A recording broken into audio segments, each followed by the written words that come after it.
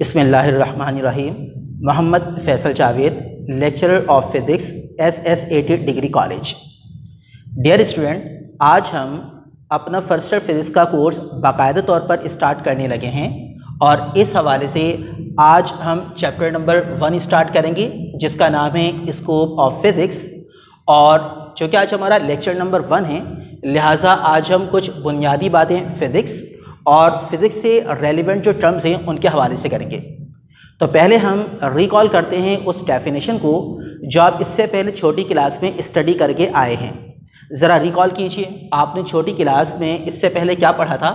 आपने पढ़ा था कि physics is the branch of science that deals with the properties of matter and energy and also the interaction between them, means the interaction between these two physical quantities. Physics science की एक ऐसी branch है जिसमें हम matter की properties को study करते हैं, जिसमें हम एनर्जी के बारे में जानने की कोशिश करते हैं और मैटर और एनर्जी का जो बाहिमी ताल्लुक़ है उस ताल्लुक़ को समझते हैं। चूँकि फ़िज़िक्स की जो डेफिनेशन है उसके अंदर ये चीज़ मौजूद है कि ये बुनियादी तौर पर साइंस की एक ब्रांच है, लिहाजा फिज़िक्स को समझने के लिए सबसे पहले साइंस को समझना यकीनी तौर पर हमारे लिए ज़रूरी है। तो पहले साइंस के बारे में कुछ बात कर लेते हैं। साइंस जो कि लैटिन वर्ड से डिराइव किया गया है और जिस लैटिन वर्ड से डिराइव किया गया है उसको कहा जाता है साइंशिया या फिर सिएंटिया। मुख्तलिफ जगह पर मुख्तलिफ प्रोनाउंसिएशन इसकी मौजूद है, साइंशिया या फिर सिएंटिया। साइंशिया या सिएंटिया इसका मतलब होता है टू नो, यानी कि जानना या इल्म रखना या मालूमात रखना। यहाँ सवाल ये पैदा होता है कि अगर साइंस का लफ्ज़ी तर्जुमा जानना है तो क्या हर बात के जान लेने को हम साइंस कह सकते हैं? हमें सोचना होगा, हमें गौर करना होगा। तो देखते हैं कि क्या हम हर बात के जान लेने को साइंस कह सकते हैं या नहीं।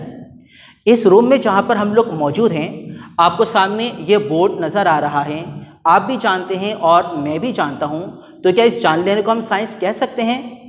मैं आपका नाम जानता हूँ, आप मेरा नाम जानते हैं, तो क्या इस जान लेने को हम साइंस कह सकते हैं?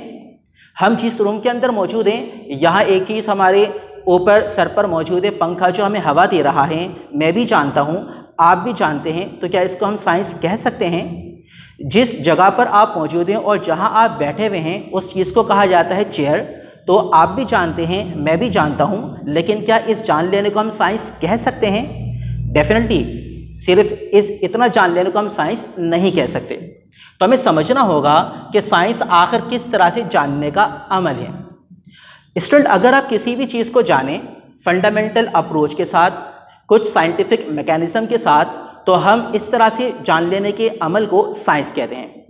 मिसाल के तौर पर, अगर आप किसी भी चीज़ को जानते हैं ऑब्जर्वेशंस की बुनियाद पर, अगर आप किसी भी चीज़ को जानते हैं हाइपोथेसिस की बुनियाद पर, अगर आप किसी भी चीज़ को जानते हैं मुख्तलिफ रूल्स, मुख्तलिफ प्रिंसिपल्स, मुख्तलिफ थ्योरीज़ या मुख्तलिफ लॉज की बुनियाद पर, अगर आप किसी भी चीज़ को जानते हैं मुख्तलिफ एक्सपेरिमेंट्स की बुनियाद पर, अगर आप किसी भी चीज़ को जानते हैं मुख्तलिफ कैलकुलेशंस या इन मराहिल से गुजरने के बाद जो नतीजा हम अख़ज़ करते हैं, जो रिज़ल्ट्स हमारे सामने आते हैं, उस रिज़ल्ट से अगर हम कुछ जानते हैं तो इस जानने के अमल को हम साइंस कहते हैं।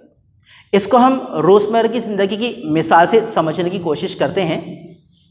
फ़र्ज़ करें कि मैं एक जगह से गुज़र रहा हूँ और आप वहाँ पर मौजूद हैं। बारिश का मौसम है, अब हम वहाँ पर डिस्कशन शुरू कर देते हैं। आप कहते हैं कि सर आज बारिश हो जाएगी। मैं कहता हूँ कि भाई बारिश का मौसम तो मुझे नज़र आ रहा है, कंडीशंस तो कुछ ऐसी हैं, लेकिन बारिश नहीं होगी। यहाँ सवाल ये पैदा हुआ कि आपको कैसे अंदाज़ा हो गया कि बारिश होने वाली है, या मैंने किस तरह से अंदाज़ा कर लिया कि बारिश नहीं होने वाली? तो डेफिनेटली इसके पीछे एक चीज़ है और वो चीज़ क्या है? ऑब्जर्वेशन। आपने देखा कि कराची में इस हद तक बादल मौजूद हैं, काली घटा छाई हुई है, इतनी डेंसिटी है काली घटा की, हवा का प्रेशर इतना है, हवा की डायरेक्शन फला डायरेक्शन है हवा के अंदर ह्यूमिडिटी इतनी है। तो आपने अपना एक ओपिनियन कायम कर लिया तमाम चीज़ों को ऑब्जर्व करने के बाद कि आज बारिश होने वाली है। मैंने भी इन्हीं तमाम चीज़ों को ऑब्जर्व किया, लेकिन मेरा ओपिनियन ये था कि बारिश नहीं होगी। हम दोनों की ऑब्जर्वेशन बिल्कुल सेम है, लेकिन ओपिनियन अलग अलग है। थोड़ी देर हम वहाँ पर खड़े हुए थे, अचानक से बूंदाबांदी शुरू हुई और फिर तेज़ बारिश हो गई। आपके चेहरे पर मुस्कुराहट आई, आपने कहा कि नहीं जी आज तो हमने सर फैसल को गलत साबित कर दिया और आज हमारी बात सही साबित हो ही गई। तो बेसिकली यहाँ पर हुआ क्या है, हमने यहाँ पर एक माहौल ऑब्जर्व किया, उस माहौल को ऑब्जर्व करके हम लोगों ने अपना अपना ओपिनियन कायम किया। आपका ओपिनियन अलग था, मेरा ओपिनियन अलग था। फिर उस ओपिनियन को कायम करने के बाद हमने अंदाज़ा लगाया कि चूँकि बादल की डेंसिटी इतनी थी, हवा का प्रेशर इतना था, हवा की ह्यूमिडिटी इतनी थी, मतलब एक एक्सपेरिमेंट से हम गुजरे और थोड़ी देर बाद बारिश हो गई। तो अब हम नतीजा अखज़ कर सकते हैं, जान लिया हमने कि हाँ भाई अगर डेंसिटी इतनी हो, ऑब्जर्वेशन इस तरह की हो और फिर इस तरह का मैकेनिज्म के एक्सपेरिमेंटल अप्रोच भी हमारे सामने आ चुकी हो, तो फिर इस तरह से इस मैकेनिज्म से गुजरने के बाद हम कह सकते हैं कि बारिश हो सकती है। तो जब हम किसी साइंटिफिक अप्रोच को अपनाते हैं तो उसमें जो हाइपोथेसिस हम कायम करते हैं उसमें डेफिनेटली कभी कोई हाइपोथेसिस, कोई ओपिनियन सही साबित होता है और कभी कोई ओपिनियन सही साबित होता है। तो यही चीज़ बेसिकली क्या कहलाती है, जानना, यानी कि साइंस। तो साइंस के बारे में उम्मीद है कि आपको बात समझ आई होगी। अब चूँकि हम फिजिक्स के बारे में बात कर रहे थे तो एक दफ़ा फिर हम फिजिक्स की डेफिनेशन को रिकॉल करने की कोशिश करते हैं। Physics is the branch of science, जो कि हम समझ चुके हैं, that deals with the properties of matter and energy and also the interaction between them। तो अब हम बाकायदा तौर पर फिजिक्स को समझने की कोशिश करते हैं कि फिजिक्स बेसिकली क्या है, किस तरह का सब्जेक्ट है और रोज़मर्रा की ज़िंदगी गुजारने में हमारे लिए किस तरह हेल्पफुल साबित हो सकता है। लफ्ज़ फिजिक्स पर गौर करें तो ये ग्रीक वर्ड, यूनानी ज़बान के वर्ड से ड्राइव किया गया है और यूनानी ज़बान का वो वर्ड है फ्यूसिस, जिसको इस तरह से भी स्पेल किया जाता है और यूँ भी स्पेल किया जाता है और इसका मतलब होता है नेचर। यानी अगर आप नेचर के बारे में स्टडी करना चाहें तो बेसिकली उस नेचर के बारे में स्टडी को, जो कि इस साइंटिफिक अप्रोच के साथ होगी, उसको आप क्या कह देंगे, फिजिक्स कह देंगे। और जब हम अपनी रोज़मर्रा की ज़िंदगी और सुबह से लेकर रात से लेकर सुबह तक की रूटीन पर नज़र डालते हैं तो नेचर आप जानते हैं इन्हीं दो चीज़ों पर डिपेंड करती है, यानी कि एक मैटर और दूसरी चीज़ क्या है, एनर्जी, और फिर साथ में उनका कहीं ना कहीं कोई ना कोई इंटरेक्शन भी मौजूद होता है। तो आइए अब हम समझने की कोशिश करते हैं कि मैटर से क्या मुराद होती है। हर वो चीज़ जो स्पेस ऑक्यूपाई करें, हर वो चीज़ जिसका कोई ना कोई वेट या कोई ना कोई मास हो, उसको हम कहते हैं मैटर। हर वो चीज़ जो स्पेस ऑक्यूपाई करे, हर वो चीज़ जिसका कोई ना कोई वेट या कोई ना कोई मास हो, उसको हम कहते हैं मैटर। आइए हम इसको भी समझने की कोशिश करते हैं।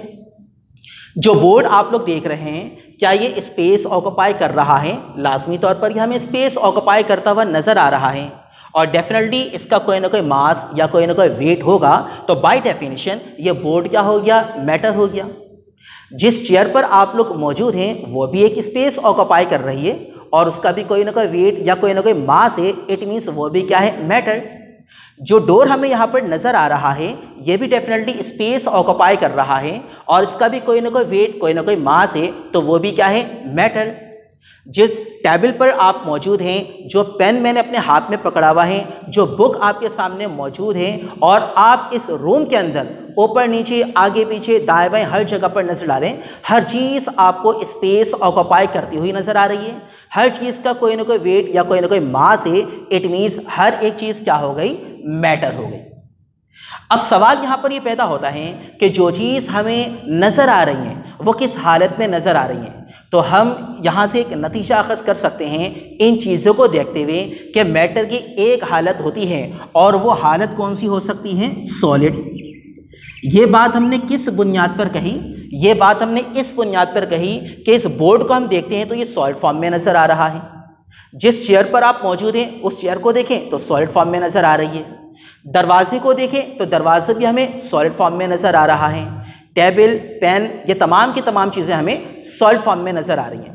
तो हम ये कह सकते हैं कि मैटर की एक हालत होती है, इनिशियली जिस नतीजे पर हम पहुँचे हम ये कह सकते हैं कि मैटर की एक हालत होती है और वो हालत कौन सी होती है, सॉलिड।